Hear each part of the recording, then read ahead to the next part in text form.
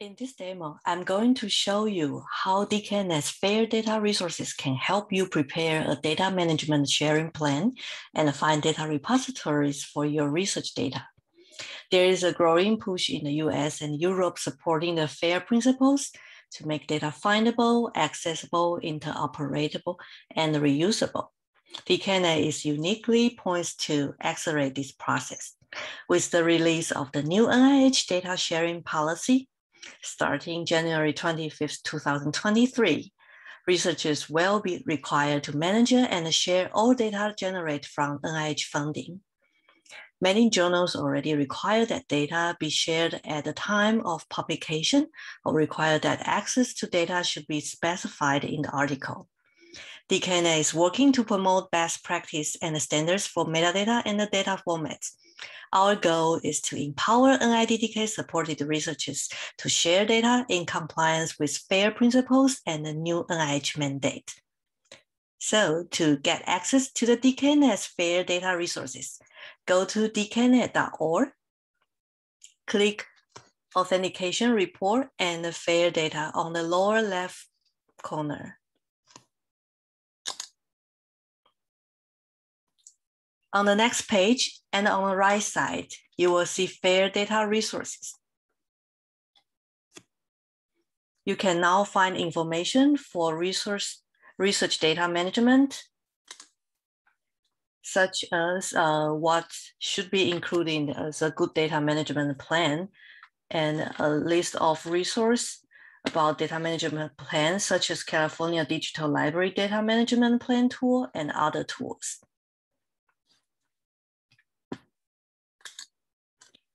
dkNET also provides a curated list of suggested data repositories.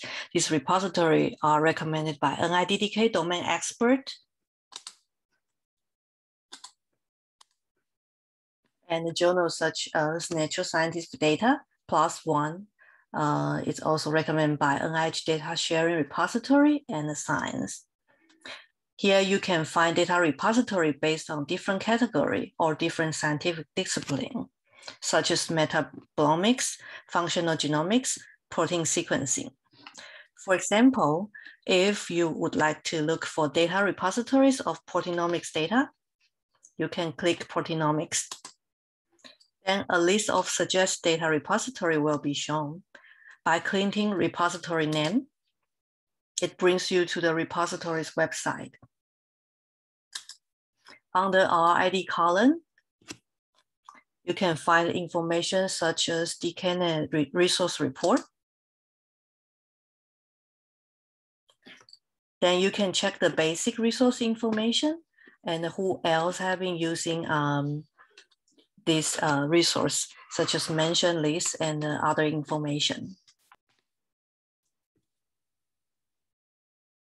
You can also find information about how to submit data by clicking the icon, or how to access data.